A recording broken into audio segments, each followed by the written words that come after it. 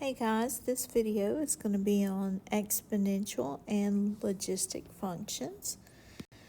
And starting out, we've got some definition. Let A and B be real number constants. An exponential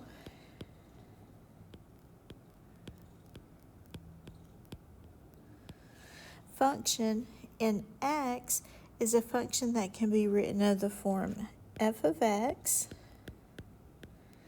equals a times b raised to the x power. Notice x is in the exponent now, so that's a little bit different. And a is going to be non-zero. B is always positive.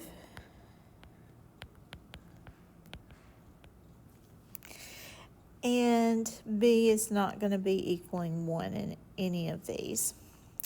The constant a is the initial value of f, the value at x equals 0, and b is the base. So a lot there. Again, let a and b be real number constants. An exponential function in x is a function that's of the form a times b raised to the x power. A is non-zero, b is positive and not equal to 1. And then the constant a is the initial value. In other words, if x is 0, let's see what that looks like. So in other words, if we're finding f at 0, that's going to be a times b raised to the 0 power. And so that's really going to be a times 1. Remember, anything to the 0 power is 1. So we're going to end up with just a. That's what that's talking about. And the base, b is the base. All right, moving on. All right, so for this part, we have to decide whether or not we have an exponential function, and then we have to explain why. So, looking at this first part here, now our function can be rewritten because we don't see that a value. So really what we have is f of x equals 1 times 2 to the x. And remember, we saw earlier that our initial value was our constant a. And remember again, I'll write over here under the y, is that y equals a times b raised to the x power. That's our general form. And a was our initial value. So our initial value here is 1. Our base is 2. And then is this, because base was b, and then is this an exponential function? And the answer is yes, because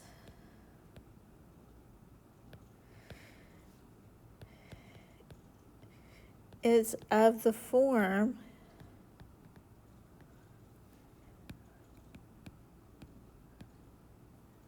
y equals ax plus b. All right, so let's look at our next one. Our initial value here is 4. Our base is x, so that's already going to be suspicious because x should be in our exponent. So is this initial, or is this an exponential function? I would say no. It is not of the form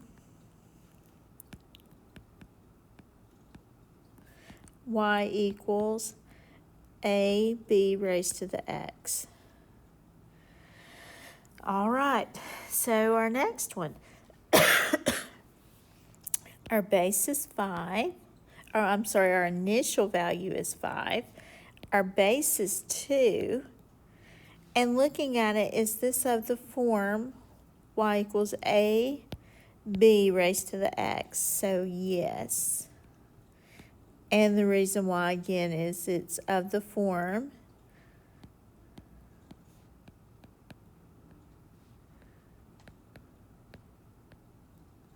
y equals ab raised to the x. That negative there, even though it's negative x, it is still of the form that's some form of x. All right, so let's look at the next one. Our initial value is 3. Our base is 4, but it's still got a problem because our exponent is not x, it's e. So this one is no. So, and again, it's because it is not of the form y equals ab raised to the x power. So again, that is no. All right, let's move on to our next example. Compute the exact value without using a calculator of this. All right, so we need to plug in, so we're evaluating f at 1/3. So I plug in, I have -5 times 8 raised to the 1/3. And remember, order of operations, you do exponents before you multiply. So f at 1/3 is going to be -5. Now, 8 to the 1/3 power, I know we might not remember, that means the third root of 8, or the cube root of 8, not 3 times the square root of 8. That's not what that little 3 there means. So this is going to be 5 times, and the cube root of 8 is going to be not 3, goodness gracious, it's going to be 2. And then -5 times 2 is -10. All right, moving on. Now we need to determine the formulas for the functions on the table below. So we've got to figure out what is going on with each table. So, goodness, let's see what's happening here. So I need to figure out from here to here, and then maybe from here to here, then here to here. Hey, it looks like it gets a little easier down here. Looks like you're multiplying by 2, especially from here to here. Looks like you're multiplying by 2 each time. So what about here? If I take 3/4 and I multiply it by 2 over 1, and those 2's will cancel here. So that's going to give me 3/2, which is this next term here. So we are multiplying by 2 each time. So that tells me for f at x, I have a base at 2. And let's see. Well, what else can we do? We know we're multiplying by 2, so I know b is 2. And so what about a? What does it look like our initial value, or what did we start with? So we could plug in to find the other part. So we know our general form is y equals, and then we have ab raised to the x. And so whenever we're working through this, we know our y value. Let's do one easier. Let's go way down here and see. All right, but you could choose any of these ordered pairs. I'm just going to choose 0, 3. So my y value is 3 equals, a is what we're looking for, and b is going to be 0 times b, which is 2, and x is 0. So that means that we have 3 equals a times 1, so a is 3. So now that we have a, we can go ahead and write out our formula that f of x is a, which is 3, times b, which is 2, and it's raised to the x. Our b value is always raised to the x. Remember, we're using this right here. So again, what I did, we figured out what we were multiplying by each time. That's our base. And we didn't know what a was, but we had ordered pair for a. So I plugged in, this is an ordered pair, 0, 3. That's what that is here. So x is 0, y is 3. So I plugged in a 3 and let x be 0. 2 to the 0 power is 1. A times 1 is a. And so a must be 3. And that's why that's a 3 there. All right, let's do another one for g of x. So let's change colors so we don't run into each other. They're working. All right, so again, same thing. We need to see what we're multiplying by each time. So looking at this, we go from 20 to 10, from 10 to 5, from 5 to 5 halves, and then 5 fourths. So it looks like we're multiplying by 1/2 each time. So that tells me that b is 1/2. I need to find a, which I have no idea right now what that is. But I can do the same thing that I did with f of x. And I would pick 0, 5. Again, I'm all for picking 0 if we can. That makes things easier. And again, I'm going to use y equals a times b raised to the x. And so I'm going to plug in.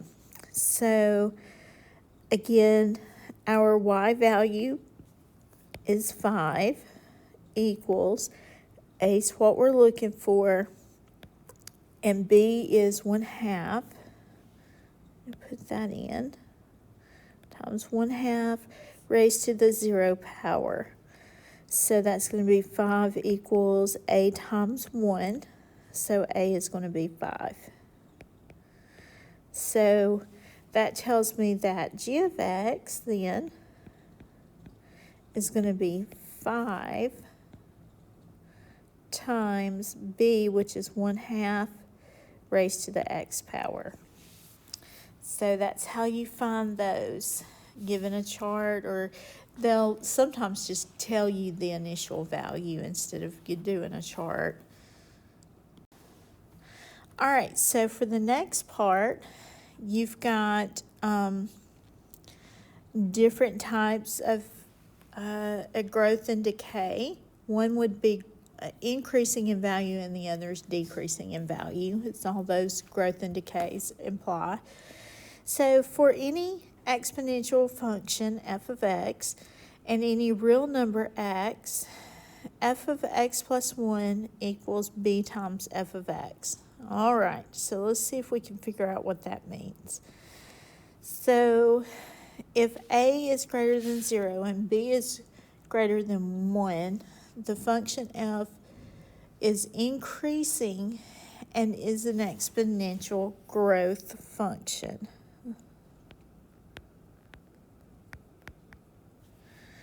The base b is its growth factor. And an example of this is if we had our f of x. This is from our last problem, I believe. We had 3 times 2 raised to the x power. So that growth there, the base b, so that 2 is the growth factor for that one. And to sketch it, all these exponential functions really look about the same. To sketch it, it's going to look something like this. Of course, y'all can draw better than I can. Do something like this. And then your growth factor 3, you're going to have 0, 3. That is a 0 there. That's going to be a point on your graph. And again, that comes from, again, if we want x to be 0, then you're going to have 3 times 2 to the 0 power. And so that's really 3 times 1. So you get 3. So the ordered pair 0, 3 is where that point came from. All right. So a couple of other things about this. You could also talk about a horizontal asymptote. Be a good thing to put in here. You have a horizontal asymptote at y equals 0. Just throwing in some things that you might need to know. And we can talk about domain and range for this. Let's see, what would be the domain for this one? Well, it looks like it's extending all the way left to all the way right would be negative infinity to positive infinity.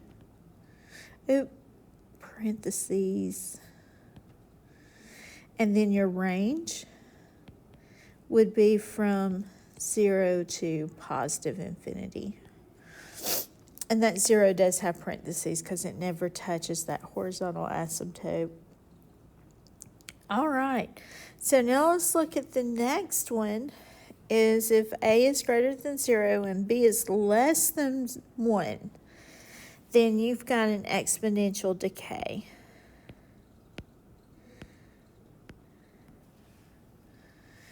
And so the base b is its decay factor. And a good example is the last one that we did, that g of x. And that was going to be, it was 5 times 1/2 raised to the x power.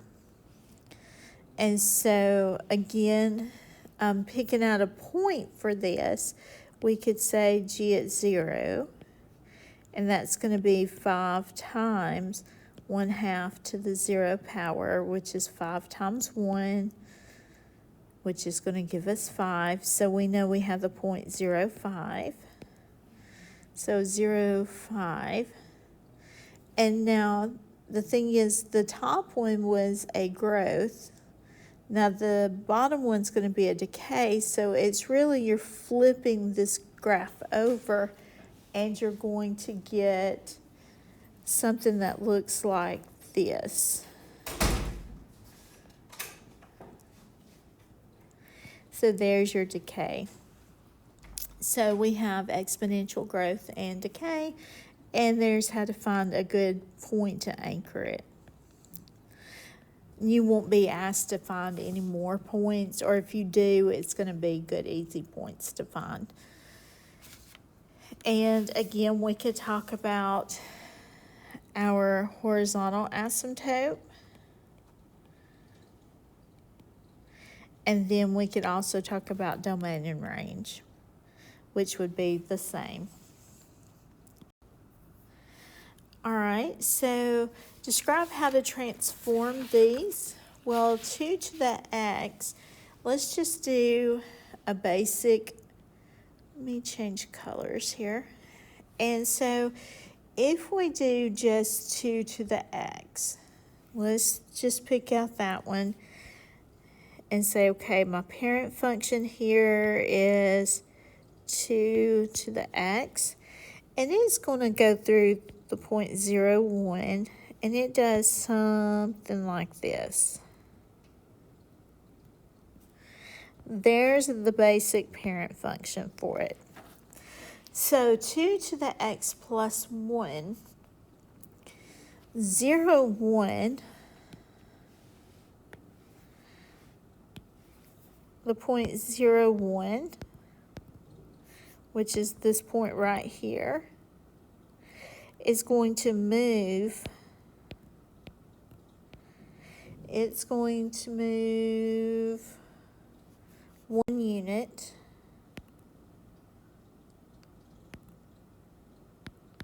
One unit left.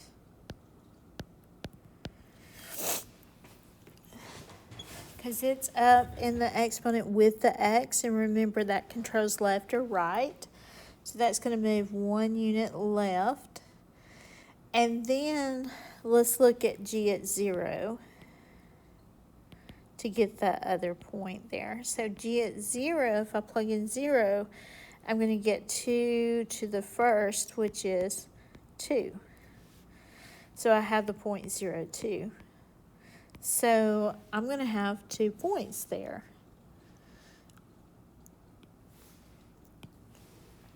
So if I take 0, 1, and I move it left 1, isn't that going to be the point, that point over here, and that's going to be negative 1, 1. And then I've got the point 0, 2.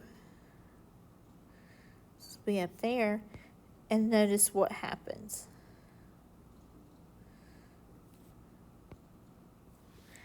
So there's going to be your new graph. That's what happens. All right, so let's look at our next one. And again, we're going to take our basic graph again.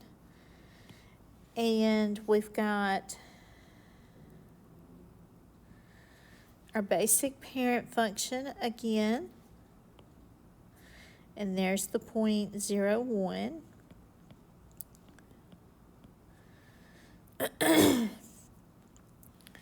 All right, now how are we going to transform it to 2 to the negative x? So we know that negative is going to do something. So let's start it though with our point 0, 1. Is 0, 1 going to move left or right any? Well, are we adding or subtracting anything to our x? And we are not. So 0, 1 does not move.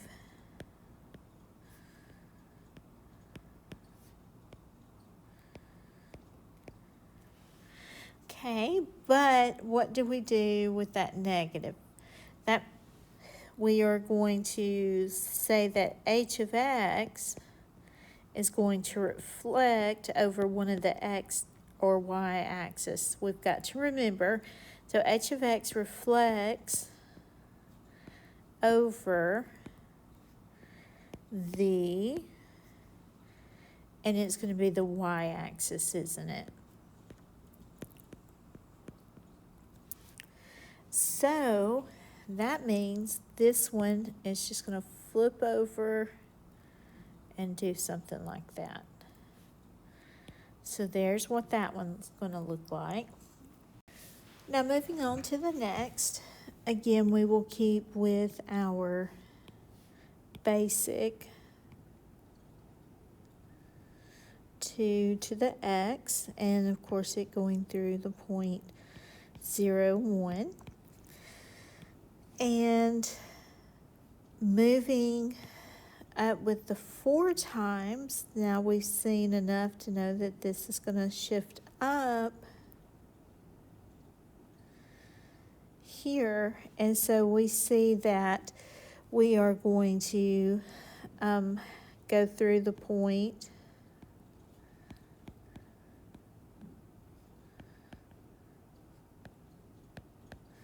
0, 4. Now, what happens with the point 0, 1, we don't shift, or this doesn't necessarily shift straight up, it shifts left and right. And so there's really, this point changes somewhere out here. It shifts this way. And so to really find out what that point is, since we're shifting left and right, our y value stays the same. So 1 equals 4 times 2 raised to the k value. And so what we're going to do with that is, gosh, my background just changed. That's wonderful. So 1 equals 4 times 2 to the x. So I'm going to divide this over and have 1/4 equals 2 to the x. So 2 to 1 power gives me 1/4. So I know that has to be negative to get a fraction. And then 2 to what power gives me 4, which is going to be 2. So I know somewhere out here I have the point that's going to be negative 2 comma 1/4. Or no, sorry, negative 2 comma 1. The y stayed the same. And that's where the 0.01 shifted to. All right, let's move on. Now, the second most famous irrational number, the first one is pi. The second most is going to be e, the sum of its series.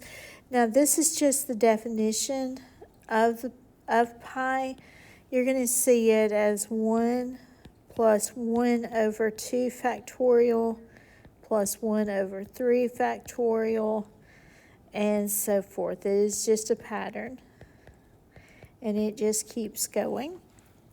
And so, by the definition of e, this is where we get into a little bit of calculus. You have the limit as x approaches infinity of 1 plus 1 over x, all raised to the x. That's going to give you that. And you just memorize it. That's all you need to do from that. And any exponential function can also be written as f of x equals a times e raised to the k times x for an appropriately chosen real constant k. This form is an exponential growth if a is greater than 0 and k is greater than 0. It's going to be an exponential decay if a is greater than 0 still, but k is less than 0. And then if you see the word ln, it just means natural log, and the base is e.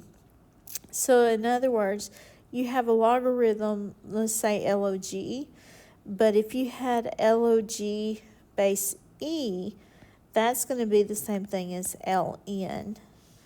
That's what this is saying. That base, if it's not 10 or 2 or 3, it's base e is going to be shortened to ln. All right, so our next part is graphing these, and we are going to graph. And it's really going to look the same as all the others. If we're going to graph e to the x, so let's go through our colors again, changing up colors. So to graph e to the x, e to the x is going to look just like everything else that we've graphed.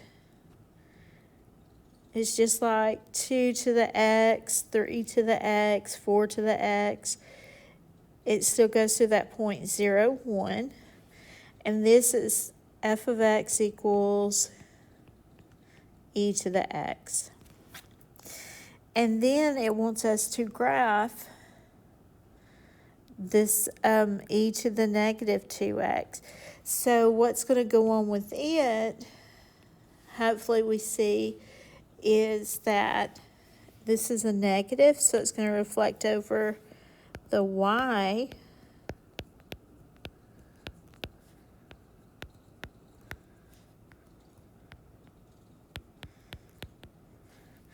And it's going to be a decay because of the negative. So then e to the negative 2x is still going to go through the same 0.01, and it's going to decay quickly. And so this is going to be g of x. And that's really all there is to graphing it. Looks a lot more complicated, but that is really it. Okay, so Logistic growth functions. These again, you're either growing or decaying, and you've got horizontal asymptotes. So let A, B, C, and K be positive.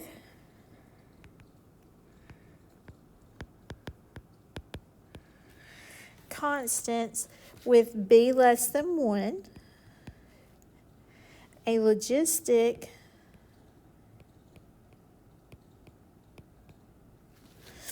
function in X is a function that can be written of the form, and be careful with these forms.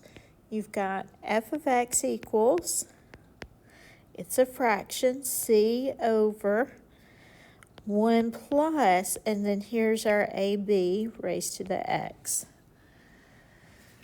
And then we can do, because that one's going to be a growth, and then your decay is going to have a negative in it. It's going to look about the same. You've got your C, and then you've got 1 plus, but here's where it's a little different. It's A times E to the negative K times X.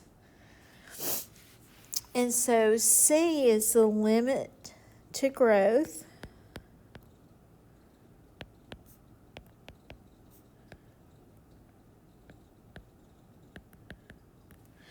Or what you're calling the carrying capacity. That's the biggest it'll ever be. That's your carrying capacity.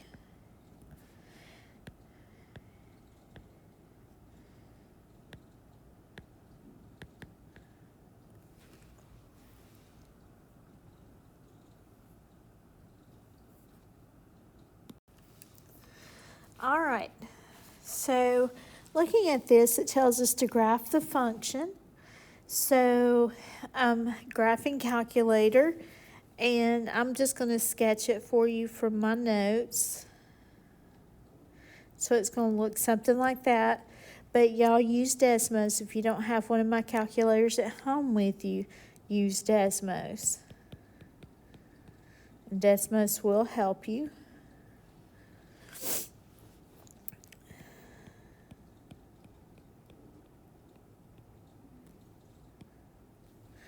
Okay, and y equals 18 up here.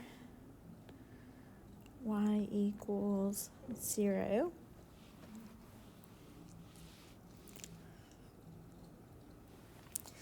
Your y-intercept, you would plug in 0, and again, this would all be from your calculator. Be 18 over 1 plus 5 times 0.2 is 0. Of course, that's going to give you 3. 18 over 6. So that's going to give you this point here, 0, 3. And then your horizontal asymptotes are y equals 18 and y equals 3. Or 0, sorry. And again, you can get those from your calculator. To get your horizontal asymptote, you can go out and keeps going, moving left. A good bit, and as you move left, you will see this function here start to taper off at some value, and if you look back at that value, it'll be right there at 18. You can do it that way, or you can well, I think that's about all you can do with the calculators you have. It's going to say you could do the limit as x approaches infinity, and that's not going to be something y'all would be able to do with y'all's calculators, so never mind, I'm sorry. But you can move out on Desmos and see the horizontal asymptote. One. Oh, I did. I'm sorry. I just noticed that said B. Let's back up to A. My apologies. Let's see. Again, we have all that. How many people were ill at the beginning of the epidemic? So, at the beginning of the epidemic, So that means at the very beginning, no time has elapsed. So this is going to be our starting cases. So we're going to have 64,000 over 1 plus 4,500 times e to the negative 1.2 times 0. And in your calculators, that's going to give you approximately 14 people.